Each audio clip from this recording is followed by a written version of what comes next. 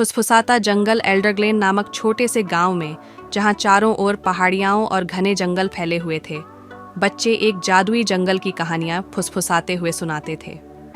कहा जाता था कि उस जंगल में अजीब अजीब घटनाएं होती हैं। बड़े लोग हमेशा चेतावनी देते, उस जंगल में मत जाना, वहाँ कुछ है, लेकिन कभी कोई ये नहीं बताता था कि कुछ क्या है। 11 साल की लिली को जादू और रहस्यमय कहानियां बहुत पसंद थीं। जब उसने फुसफुसाते जंगल के बारे में सुना तो उसकी जिज्ञासा जाग उठी। उसका सबसे अच्छा दोस्त बेन इस रोमांच से कतरा रहा था। यह खतरनाक है, उसने घबराते हुए कहा। लोग कहते हैं कि जंगल फुसफुसाता है, और जिसने भी उस फुसफुसाहट को सुना वो गायब हो गया। बेवकूफ़ी मत करो, लिली बोली। ये बस बच्चों को डराने के लिए बनाई गई कहानी है। चलो, ये एक मज़ेदार रोमांच होगा।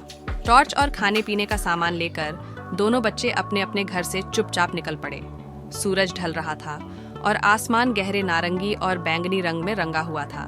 जैसे ही वे जंगल के पास पहुंचे, ठंडी हवा चलने लगी।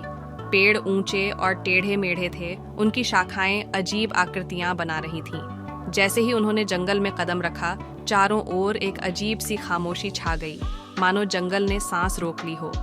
क्या तुमने कुछ सुना? बेन ने धीमी आवाज में पूछा। लिली रुक गई और ध्यान से सुना। दूर से एक हल्की फुसफुसाहट सुनाई दे रही थी। ये किसी एक दिशा से नहीं, बल्कि चारों ओर से आ रही थी। यह हवा नहीं थी, ये आवाजें जानबूझकर की जा रही थीं, जैसे कोई बहुत धीमे धीमे बोल रहा हो। शायद हमें वापस चलना चाहिए, बेन ने कहा और टॉर्च को कसकर पकड़ लिया। अभी नहीं, लिली ने कहा। उसकी जिज्ञासा उसके डर पर भारी पड़ रही थी। चलो देखते हैं ये आवाज कहाँ से आ रही है। वे और आगे बढ़े। फुसफुसाहट और तेज होती गई। तभी उन्होंने एक विशाल पुराने ओक के पेड़ को देखा, जिसकी खोखली तने से हल्की सुनहरी रोशनी निकल रही थी।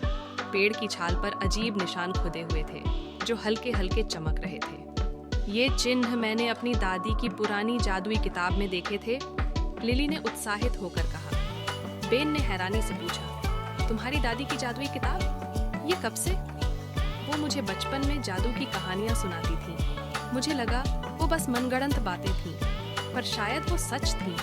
लिली ने पेड़ की छाल को छुआ। जैसे ही उसने ऐसा किया, अचानक तेज हवा चली और फुसफुसाहट की आवाज तेज हो गई। इससे पहले कि वे कुछ समझ पाते, पेड़ के तने से एक चमकता हुआ द्वार प्रकट हुआ। ये तो पागलपन है, बेन चिल्लाया। हमें वापस चलना चाहिए। लेकिन लिली उस चमक से मंत्रमुग्ध हो गई थी। उसने बिना सोचे समझे द्वार को छू लिया और अगले ही पल वे दोनों उस रोशनी में समा गए। जादुई दुनिया में वे खुद को एक अलग दुनिया में पाए। यह जंगल उनके अपने जंगल जैसा ही था, लेकिन कहीं अधिक रंगीन और चमकीला। पेड़ों की पत्तियां इंद्रधनुष की तरह चमक रही थीं और हवा में छोटे छोटे जादुई जीव उड़ रहे थे। हम कहाँ आ गए? बेन ने कांपती आवाज में पूछा। मुझे लगता है हम फुसफुसाते जंगल के जादुई हृदय में हैं, लिली ने कहा। लेकिन यहाँ कुछ बुरा हुआ है, जिससे यह अंधेरे में कैद हो गया है। वे आगे बढ़े तो उन्हें एक खुला मैदान मिला, जहाँ एक बड़ा सा क्रिस्टल खड़ा था।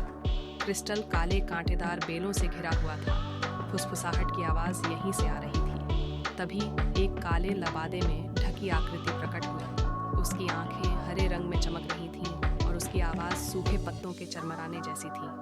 तुम यहाँ नहीं आ सकते, उसने कहा। यह जंगल शापित है। जो इसे मुक्त करना चाहता है, उसे 3 जादुई अवशेष लाने होंगे। ये अवशेष कहाँ मिलेंगे? लिली ने पूछा। 3 अलग अलग रास्तों में, आकृति ने कहा। हर रास्ता एक चुनौती लेकर आएगा। लिली और बेन ने एक दूसरे की ओर देखा। उनके पास कोई दूसरा रास्ता नहीं था। वे पहले रास्ते पर बढ़ गए। पहला रास्ता एक चमकते फूलों की घाटी में ले गया। शुरुआत में सब कुछ शांत लग रहा था, लेकिन अचानक काले परछाई जैसे जीव प्रकट हो गए। सावधान! लिली चिल्लाई। उसे अपनी दादी की जादुई किताब का एक मंत्र याद आया। उसने हाथ उठाया और कहा, ल्यूमेनस! एक तेज रोशनी निकली, जिसने परछाई को भगा दिया। ये तो कमाल था, बेन ने कहा।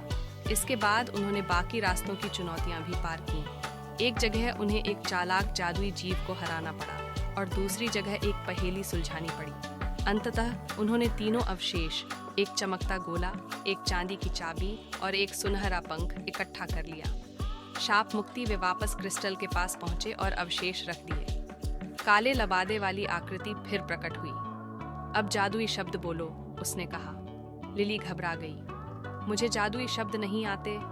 अपने दिल पर भरोसा करो, आकृति ने धीरे से कहा। लिली ने गहरी सांस ली और कहा, जंगल की रोशनी फिर से जगाओ, अंधेरे की जंजीरों को तोड़ दो। अचानक एक तेज रोशनी चारों ओर फैल गई। काले बेलें टूट गईं और क्रिस्टल चमक उठा। जंगल में खुशी की फुसफुसाहट गूंजने लगी। आकृति एक सुंदर रक्षक आत्मा में बदल गई। तुमने जंगल को बचा लिया। धन्यवाद वीर बच्चों, आत्मा ने कहा। लिली और बेन गांव लौट आए। जंगल अब शांत और सुरक्षित लग रहा था। हमने कर दिखाया, बेन ने कहा। हाँ, लिली मुस्कुराई, लेकिन यह हमारा रहस्य रहेगा। कुछ रोमांच सिर्फ हमारे लिए होते हैं। वे तारों भरे आसमान के नीचे घर की ओर बढ़ गए, एक ऐसा रोमांच साझा करते हुए जिसे वे कभी नहीं भूलेंगे। समाप्त।